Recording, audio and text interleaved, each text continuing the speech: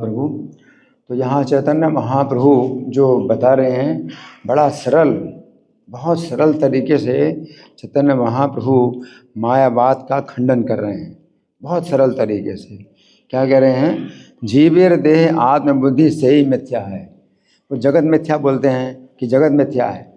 हाँ, मैं आपको देख रहा हूँ, आप मुझे देख रहे हैं, सब मिथ्या। इतना गलत जो है ये सिद्धांत है कि मैं आपको देख रहा हूँ, ये प्रभुपाद की मूर्ति देख रहा हूँ, ये सब माता जी को देख रहा हूँ, ये सब मिथ्या, सब कुछ मिथ्या है। पूरा जगत जो कुछ भी आप देख रहे हैं सब मिथ्या है, मतलब है ही नहीं, कुछ नहीं। इतना गलत सिद्धांत है। तो चैतन्य महाप्रभु कहते हैं कि जगत मिथ्या नहीं है, नश्वर मात्र है। नश्वर मात्र परिवर्तित होता है, परिवर्तित होता है ये, लेकिन मिथ्या नहीं है। मिथ्या क्या है? विचार मिथ्या है। जीवेर देह आत्मबुद्धि, जीव की देह में जो अपनी पहचान है ये भी मिथ्या है ना। जो आप देख रहे हैं वो कुछ भी गलत नहीं, मिथ्या नहीं है, लेकिन जो सोच रहे हैं वो मिथ्या है।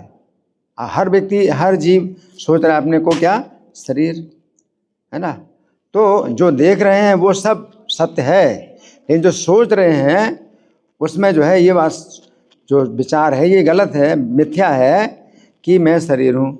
हर जीव अपने को जो है देहात्म बुद्धि में बंधा हुआ है।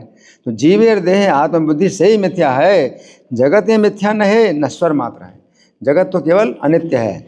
इसलिए भगवान गीता में क्या कहते हैं? अनित्यम अशुकम लोकम इमं प्राप्य भजस्व। अनित्य है ये जगत, जो है अनित्य है, तो इसलिए तुम मेरा भजन करो, क्योंकि जगत नहीं रहेगा, संसार। तो ये भी विचार जो है दिमाग में मतलब बना रहता है कि हम रहेंगे, हम बने रहेंगे, है ना। तो ये विचार गलत है कि जो है ये सब बना रहेगा। तो हम लोग जो है, हमारा शरीर बदल रहा है, तो फिर हम शरीर को छोड़ करके भी जो है मतलब जीवात्मा निकल जाएगा।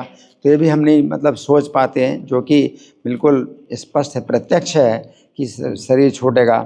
तो ये जो विचार है ये मिथ्या है।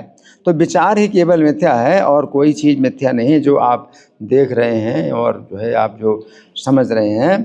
तो जो इन्होंने सिद्धांत दिया शंकराचार्य ने, ब्रह्म सत्यम जगत मिथ्या, कि ब्रह्म सत्य है जगत मिथ्या है, ये वेद वाक्य नहीं है, ये वेदों में कहीं नहीं बताया गया है। वेदों में जो वाक्य है अहम ब्रह्मास्मि, जैसे कि मैं ब्रह्म हूँ, तो ये वेद वाक्य है कि मैं शरीर नहीं हूँ, मैं ब्रह्म हूँ, या अयम आत्मा ब्रह्म है, तो ये सब वेद वाक्य है।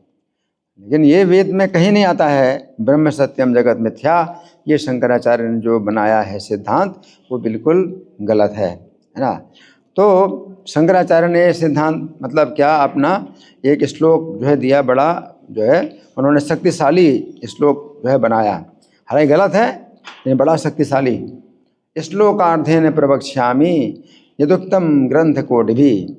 आधे श्लोक में बताऊंगा जो करोड़ों ग्रंथों में बताया गया है। और गलत बात बता रहे हैं, लेकिन कितना मतलब इसने मतलब उसको जोड़ दिया कि आधे श्लोक में बताऊंगा जो करोड़ों ग्रंथों में बताया गया है। तो आधा श्लोक तो इसी में हो चला गया कि आधे श्लोक में बताऊंगा जो करोड़ों ग्रंथों में कहा गया है। अब आधा श्लोक अंत में क्या है दूसरा, कि ब्रह्म सत्यम जगत मिथ्या जीवो ब्रह्मैव नापरः, कि ब्रह्म सत्य है और जगत मिथ्या है और जीव ही ब्रह्म है, अलग नहीं है। मतलब जीव और भगवान एक ही है, जीव ही भगवान है और कोई नहीं है। अब इसमें क्या हुआ कि भाई जीव ही भगवान है और जीव को जो है अपना जो है जो जगत है ये जो सत्य दिखाई दे रहा है, तो इसका मतलब है कि माया भगवान के ऊपर ही माया हावी हो गई। तो ये भी एक सिद्धांत में मतलब बहुत गलत निष्कर्ष निकल रहा है। इसका मतलब है कि भगवान के ऊपर ही जो है माया हावी हो गई कि वो जो है ये वो जो जगत नहीं है मिथ्या है उसको सत्य मान रहे हैं। तो भगवान के ऊपर माया हावी, तो प्रभुपाद ने कहा कि भगवान की माया और भगवान के ऊपर ही हावी हो गई है। कोई जो मायावी होता है, जो जादूगर होता है, तो अपने जादू से सबको मूर्ख बनाता है, लेकिन वो थोड़ी मूर्ख बनता है। तो जो भगवान है जिनकी माया शक्ति है, तो सब जीवों को जो है वो भ्रमित करती है। तो प्रत्येक जीव को जो है माया शक्ति भ्रमित करती है कि मैं शरीर हूँ, प्रत्येक जीव सोच रहा है। तो भगवान ही मतलब भ्रमित हो गए, है ना। तो इस तरह की मतलब गलत गलत निष्कर्ष निकलते हैं इन बातों के। तो ये जो है मतलब बहुत ज़्यादा गलत सिद्धांत है।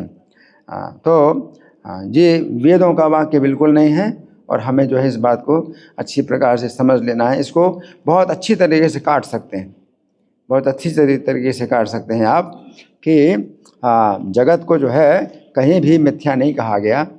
अगर कभी मिथ्या अगर कहा जाता है तो इस भावना से कहा जाता है कि ये अनित्य है। कई बार हम मिथ्या अगर कह भी देते हैं कि ये जगत मिथ्या है, तो मिथ्या शब्द का जो प्रयोग है कभी कभी उस तरह से भी किया जाता है कि वो अनित्य है, वो नहीं रहेगा, है ना। लेकिन ये नहीं है कि जब ब्रह्म सूत्र में सबसे पहला जो वाक्य है वो बताया गया है कि अथा तो ब्रह्म जिज्ञासा, कि ब्रह्म की जिज्ञासा अब मनुष्य के जीवन में ब्रह्म की जिज्ञासा करनी चाहिए। अब कौन से ब्रह्म की जिज्ञासा करना चाहिए? जीवात्मा भी ब्रह्म है और भगवान को भी ब्रह्म कहा जाता है। भगवान को परम ब्रह्म भी कहा जाता है, लेकिन कई बार भगवान को भी ब्रह्म कहा जाता है। तो जब वेदांत सूत्र कहता है कि इस मनुष्य जीवन में ब्रह्म की जिज्ञासा करना है, तो एक ब्रह्म तो मैं भी हूँ, है ना, आप भी हैं ब्रह्म है, तो सभी ब्रह्म हैं। तो क्या कौन से ब्रह्म की जिज्ञासा करना है? तो फिर वो अगले सूत्र में कहते हैं जन्माद्यस्यतः, जगत का जन्म और पालन और विनाश जिसके द्वारा होता है, तो उस ब्रह्म की जिज्ञासा करना है। तो वो ब्रह्म हम तो नहीं हैं, हम तो शरीर नहीं है, ब्रह्म हैं, अविनाशी हैं, लेकिन हमसे जगत तो नहीं पैदा होता है। हम तो जगत को उत्पन्न नहीं करते, पालन नहीं करते, ना संहार करते हैं।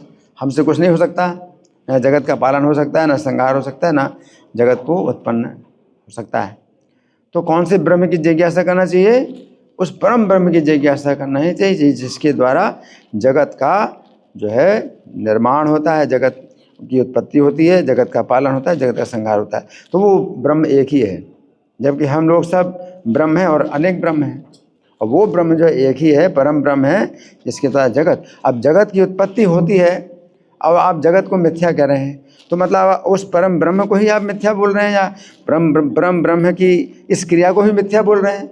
जगत उन्होंने उत्पन्न किया, उस जगत को आप मिथ्या बोल रहे हैं। इसका मतलब है कि उत्पन्न करने का जो कार्य है उसको भी आपने मिथ्या बोल दिया, कि भगवान का कार्य को आपने मिथ्या बोल दिया।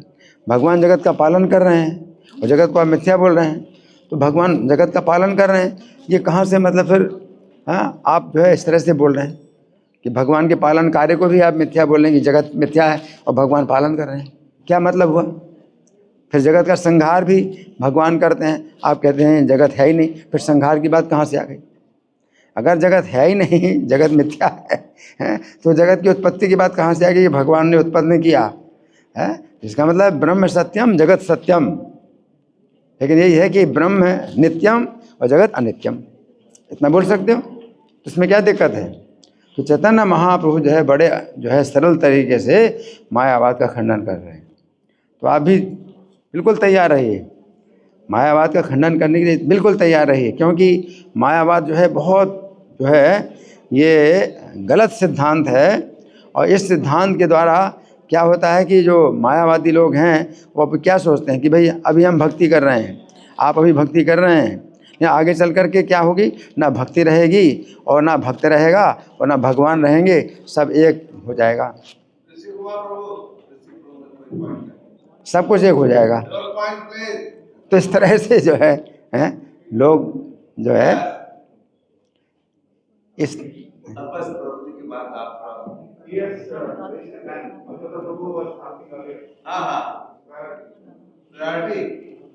तो